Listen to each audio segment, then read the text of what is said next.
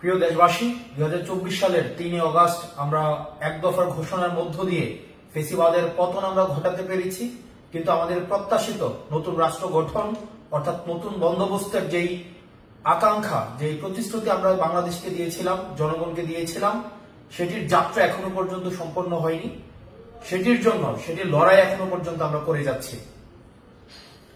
আমরা বিগত জুলাই মাসে বাংলাদেশের 64টি জেলায় গিয়েছি।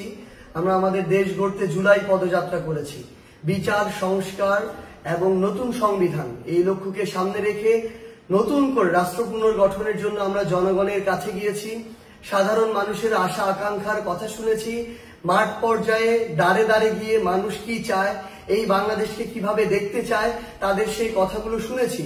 এবং এই অভ্যুত্থানের সময় আমরা এই বাংলাদেশকে নিয়ে যে স্বপ্নগুলো দেখেছিলাম, আমাদের যে আকাঙ্ক্ষাগুলো, সেই আকাঙ্ক্ষাগুলো তাদের কাছে তুলে ধরেছি।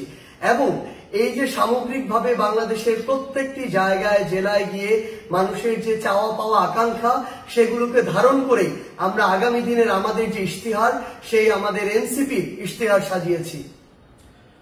প্রিয় দেশবাসী, জুলাই গণ অভ্যুত্থানের 1 বছর পূর্তির দ্বার প্রান্তে আমরা।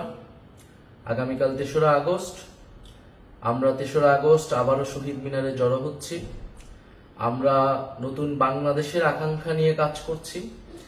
আমাদের কাছে জুলাই কোনো সমাপ্তি ছিল না, জুলাই ছিল শুরু, একটি সম্ভাবনার শুরু, আকাঙ্ক্ষার শুরু।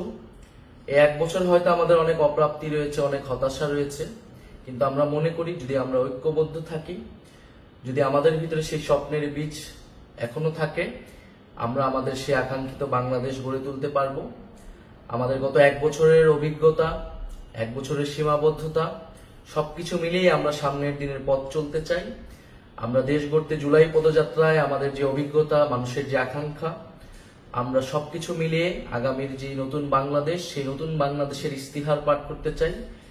জাতীয় নাগরিক পার্টির পক্ষ থেকে, গণ অভ্যুত্থানের নেতৃবৃন্দের পক্ষ থেকে আমাদের আগামীর বাংলাদেশ, আগামীর রাষ্ট্রকল্পটি আমরা ঘোষণা করতে চাই। যেই তরুণ প্রজন্ম, এই বাংলাদেশের মানুষ কিরকম বাংলাদেশ দেখতে চায়, আমাদের বাংলাদেশটা কিরকম হবে, আমরা যেই নাগরিক মর্যাদার বাংলাদেশের কথা বলি, বৈষম্যহীন গণতান্ত্রিক বাংলাদেশের কথা বলি, যেই দায় ও দরদের রাজনীতির কথা বলি, আমাদের শিক্ষা, স্বাস্থ্য, কর্মসংস্থান থেকে শুরু করে বাংলাদেশের যে সমস্যাগুলো রয়েছে, সেই সমস্যা সমাধানের উপকল্পটি কি হবে, আমরা সেই রাজনীতির উপকল্পটি আমাদের ভবিষ্যৎ কর্মসূচিটি আমরা প্রকাশ করতে যাচ্ছি। এবং এর মধ্য দিয়ে আমরা আমাদের জুলাই পদযাত্রার পরিসমাপ্তি টানতে যাচ্ছি। এবং 3রা আগস্ট 1 দফার যেই নতুন বন্দোবস্ত এবং ফ্যাসিবাদী ব্যবস্থার বিলোপ, সেই দিনটিকে স্মরণ করতে যাচ্ছি।